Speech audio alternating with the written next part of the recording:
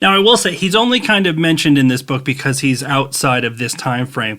But as I'm reading this, it made me even more appreciate one of my favorite people from history, Alfred the Great, because you think about how all of these people kind of couldn't pull it all together the way he did for the first time.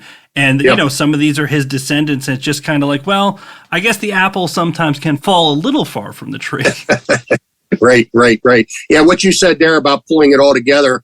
I mean, he was the first one back in his day. The Anglo-Saxons weren't even really one people. You had the Mercians, the people in Wessex, the East Saxons over in Essex, and they all didn't really get along. I mean, they were separate kingdoms. And of course, he had the Vikings putting pressure on them from behind. But I mean, he took advantage of the situation and said, look, we are not going to beat these Danes if we don't unite as one people and push them back into the sea. They didn't quite push them back into the sea, but in effect, that's what they did. I mean, they united against the Danes, who basically at that point were ruling half of England, the Danelaw, and managed to subdue them. Their last king, was it Eric Bloodaxe? I might be wrong about that.